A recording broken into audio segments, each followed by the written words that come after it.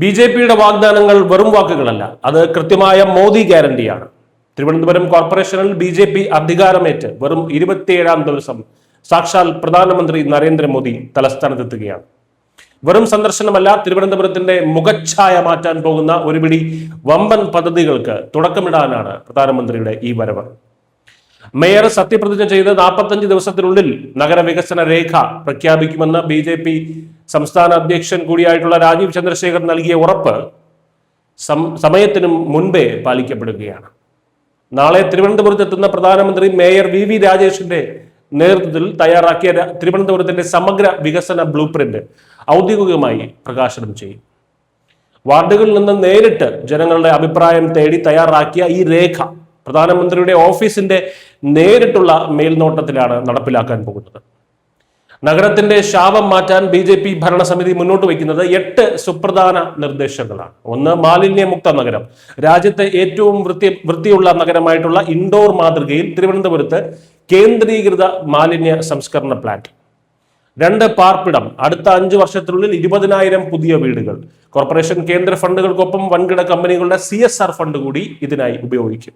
3, വെള്ളക്കെട്ടിന്റെ പരിഹാരം. ഗുജറാത്തിലെ സൂറത്ത് മാതൃകയിൽ 101 വാർഡുകളിലും ഡ്രെയിനേജ് സംവിധാനം നവീകരിക്കും. 4, ജലശുദ്ധീകരണം. ഗംഗാ മിഷൻ മാതൃകയിൽ കരമനയാർ, കിള്ളിയാർ, ആമയിഴഞ്ചാൻ തോട് എന്നിവയെ ശുദ്ധീകരിച്ച് വീണ്ടെടുക്കും. തീർത്ഥാടന ടൂറിസം. പത്മനാഭസ്വാമി ക്ഷേത്രം, ആറ്റുകാൽ, ഭീമാപ്പള്ളി, വെട്ടുകാട് പള്ളി എന്നിവയെ കോർത്തിണക്കി പ്രത്യേക ഒരു ടൂറിസം പദ്ധതി തയ്യാറാക്കും. ആരോഗ്യം. നഗരത്തിൽ വ്യാപകമായി ജൻ ഔഷധി മെഡിക്കൽ സ്റ്റോറുകൾ ലഭ്യമാക്കും. ഗതാഗതം. തിരുവനന്തപുരം മെട്രോ നിർമ്മാണത്തിന് അതിവേഗ നടപടികൾ പൂർത്തിയാക്കും.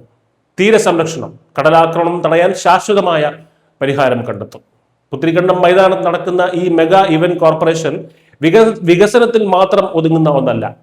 കേരളത്തിന്റെ റെയിൽവേ കുതിപ്പിനും നാളെ പ്രധാനമന്ത്രി പച്ചക്കൊടി കാട്ടും. തിരുവനന്തപുരം താമ്പരം, തിരുവനന്തപുരം ഹൈദരാബാദ് തുടങ്ങിയ 4 പുതിയ ട്രെയിനുകളാണ് നാളെ ഫ്ലാഗ് ഓഫ് ചെയ്യപ്പെടുക. കൂടാതെ ലൈഫ് സയൻസസ് പാർക്കിലെ ഇന്നൊവേഷൻ ഹബിനും തറക്കല്ലിടും.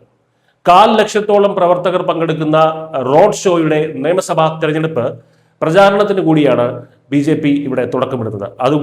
അതിനുവേണ്ടി കൂടിയാണ് പ്രധാനമന്ത്രി നരേന്ദ്രമോദി തിരുവനന്തപുരത്ത് വരുന്നത്.